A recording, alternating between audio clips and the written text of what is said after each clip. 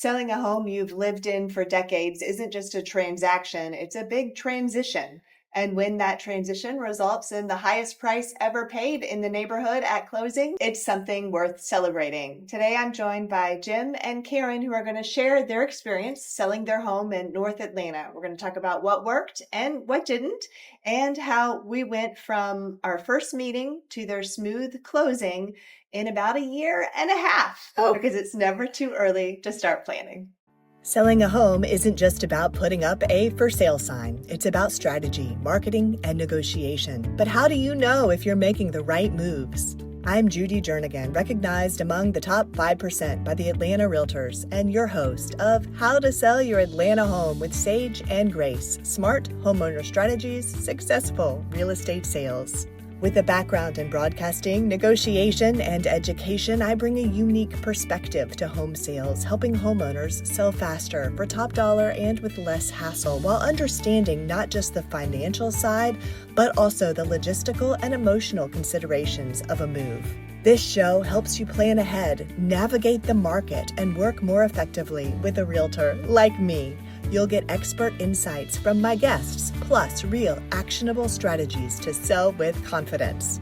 Now, here's the show, moving you forward with sage advice and grace. Today, I'm so excited to be joined by Jim and Karen. We are at the closing table. They just closed their home. I've been fortunate enough to know them and work with them for over a year and a half. And y'all made many smart decisions along the way. Thank you for doing this with me. So, Jim, do you remember the day we met? I do indeed. I remember. Yeah. How did we meet? You were selling one of the neighbors' houses, and you were having a showing, and I sort of happened by, and we met. Yeah. You were interviewing me, and you gave me the opportunity to interview a couple different times, which I appreciated, just to see if we were going to be a good fit to work with each other. You have a background in appraisals, right? Correct. Yeah, but not residential. It's commercial. Still, I always appreciated that you had a lot of good questions for me, and you did bring real estate knowledge that not everybody has. Let's talk about some of the first times that we met. Karen, do you remember this? When we first met, you had written down a list of what the online valuation tools said your home was worth. So you'd looked at Redfin and Zillow and Trulia, and that impressed me, because it's something that I do, not because we can put really much weight in those values, but it is something people look at, and we need to control the narrative. So we need to know what those numbers say, and if they're low or high, I need to be able to explain why. Anyway, do you remember some of our early conversations? I remember that they were not always correct either. The number of bathrooms or bedrooms sometimes was different, and that's all I remember about it. It's a really good point. It's where a lot of people, when they first start thinking about selling a home, where they go and they look to see what they say, and there's nothing wrong with that. But I know that I never really cared about the price. I cared about our walk-away amount money. And I said, whatever we can make happen so that I get X number of money, and we are there within $2,000. So, yes, that's good. Glad to hear that. So we did talk about that. We had that conversation a few different times about and the ROI of what to do versus what not to do. You had already done some painting. Do you remember I brought in one of my stagers. What did y'all think of that day? He took away all my pretties.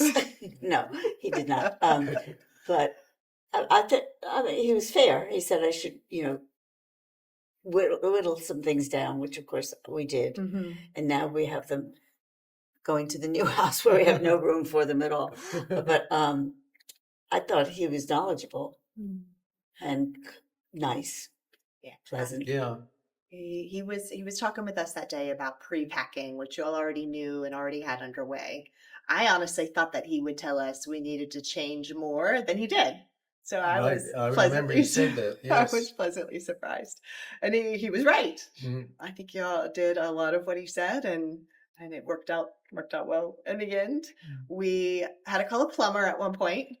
Oh, It was actually when the stager was there, we discovered a little leak. I had forgotten that. Plumber Tried came to. and fixed that. Well, it happens. It happens. So I found a plumber for you. And then I don't know if that was what prompted it or if we would have done this anyway, but we had a home inspector come out. Not all home sellers see the value of a proactive, preemptive home inspection. You all chose to do one. You tell me why. Why did you decide to do one? I didn't want any surprises. If there was going to be a problem, I wanted to be able to fix it before it became a problem. Yeah. And that's when we found radon. Yes. Yeah, that's right. I coordinated having the radon mitigation system installed. We found that your home inspection wasn't too bad. We had a few follow-up items that you wanted to go ahead and take care of. How do you remember the day he was there? The home inspector was there.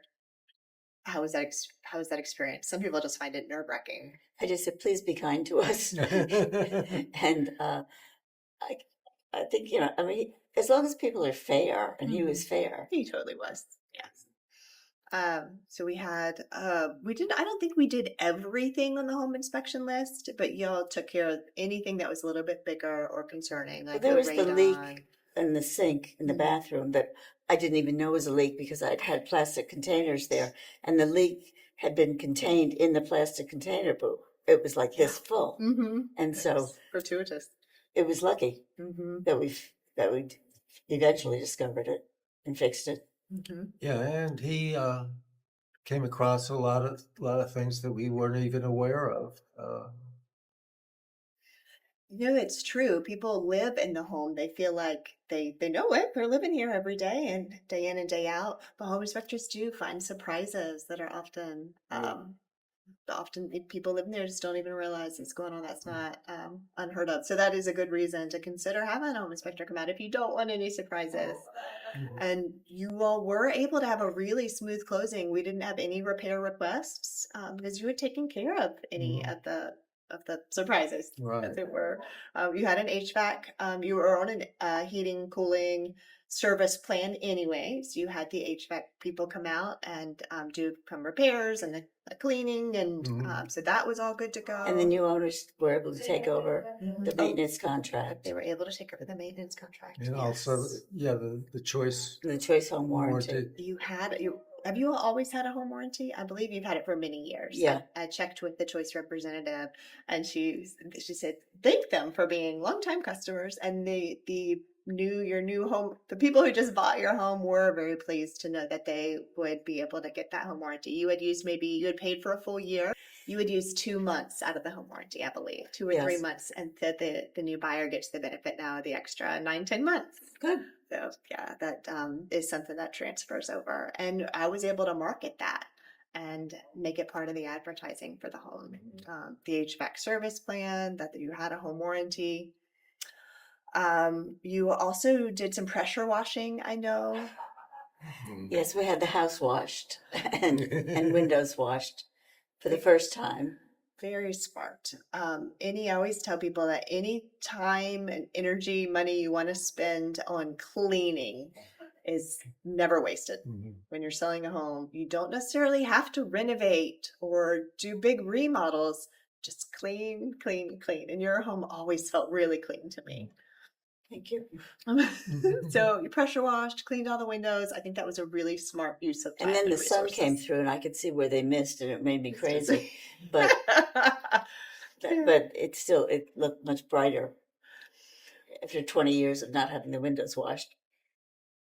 So when we set the list price, we looked at the comparable sales, and in your community specifically, there weren't many comparables. Your home's larger than the others that have been in there. It's the largest in there because we added a bedroom on top of a 2-story dining room, and so that you couldn't compare any of the other similar floor plans because ours had a whole extra bedroom. Right.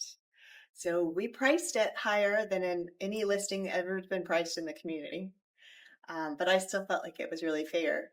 And we got multiple offers the very first weekend, and ended up going. I thought we were going to be there for trick or treat, and you know, and it was like, I think we had the open house on Sunday and we had an offer on Monday. I thought, well, Yes. that's pretty good. We did an open house Saturday and Sunday. 26 people came through, which is a really good turnout.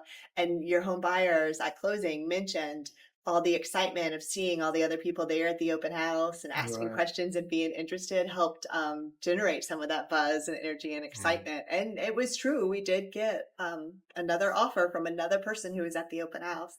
Good. As well as some other showings and other interest, and there was a lot of interest. So clearly, we priced it right. I know I keep saying that, Judy, you're my full service realtor, because she came and helped us pack everything up and just, I mean, worked like a dog. And well, this dog doesn't work very hard, but really did everything to help us get out of the house and things that a realtor doesn't normally do to make things easier for the sellers to get out. And you helped so much. I really appreciate that. You're welcome. Would you want to talk about some of the things some of the adventures we've been on? What, you mean the clean out guy? I should mention Foxy is here, Oh, hiding under the table. oh, our dog, yeah. She, that was one thing I was worried about is what we're going to do with the dog if people are going to be looking at the house. But it didn't happen because we had like 24 hours to worry about it, and then it was all done. And I like the people that bought it. I think it's a perfect fit for them. Yes. And so that makes me happy to know. I don't feel bad. I will miss the community, and I loved the house, but it didn't work for me anymore. It worked for Jim, but not for me, and because of the stairs. And so I think it's going to be a place where the new people will be comfortable. I love it when you find the right home buyer for the right home at the right time. And there's so much goodwill at the closing table that we don't always get to see that. And it was such a smooth closing. They didn't ask for any repairs. They didn't ask That's a for good thing too. because you had taken care of everything, because you had done so much smart strategic preparations, and yeah, they were happy, and it was so exciting to see everything come together nicely. And we got you moved out in time. And that is something we've been talking about for a long time, the timing of it all and how we were going to coordinate. So you had an estate sale. You just had so many things that you didn't want to take with you to your next home. We wanted to, but there was no room for them. And the estate sale guy was an interesting character, so that in itself was sort of fun. But I think they did a good job too. I mean, they said they were going to clean it out at the end, and boy, they did. I mean, they swept. There was nothing left in the house. And then my friend cleaned the house. So I hope that I'm sure they'll be satisfied. We had some conversations early on about the timing of when to have the estate sale. And I thought maybe sooner rather than later would just be easier to have the home depersonalized and just simplified where it would look really good in pictures. But Jim's point was, we're still going to be living there. We're not going to move our sofa, but we need a sofa to sit on while we're still living here. It's like, okay, so we need to hold off. And you all did a really good job of getting the home looking really good for showings and pictures. And then, yeah, the timing, Jim was absolutely right that the timing needed to be after we were under contract, before closing, is when to have the estate sale, especially since they did such a good job of really cleaning out every last paper clip, every piece of lint. Yeah. So that was a good lesson learned for me, that it can work well that way. So what tips or advice would you have for people thinking about starting to downsize or sell their homes? I think the idea of doing your own inspection is a good one, because there were a couple of things that, as Jimmy said, we didn't know that there was a problem. And I didn't want somebody else to discover the problem. I wanted to see it myself and fix it. So there was no problem. And everything seemed to be clean. And I think that's the reason, in good part, that there were no concerns at the closing and requests to pay for certain repairs or because you'd already taken care of everything. That's right. It did make things really fast. And they also had an inspection and They didn't really come across anything that our guy didn't find. Not that they didn't ask us, anything. Mhm. And they gave us a little extra money. So it's always They good. did. They were 101% of list price. Yeah. Highest price ever in the neighborhood. Yay, It's a good success story. Do you have any, what do you say about working with Judy Jernigan? That's me and the Sage and Grace team. I think that you'd be silly not to. Judy, you were such a help. I mean, just so kind and so you're just helpful every bit of the way. And the things that you did for me extra were beyond. That's why I say you're my full service realtor, because you did things that no other realtor has ever done with us before. And it was so nice. My cousin, my friend, and my realtor were packing and bubble wrapping and getting us out of that house. And we were most appreciative. It was my pleasure. I'm going to miss talking to y'all every day. Oh, you may not be done. I hope not. Congratulations. Thank you. Thank you. Thank you.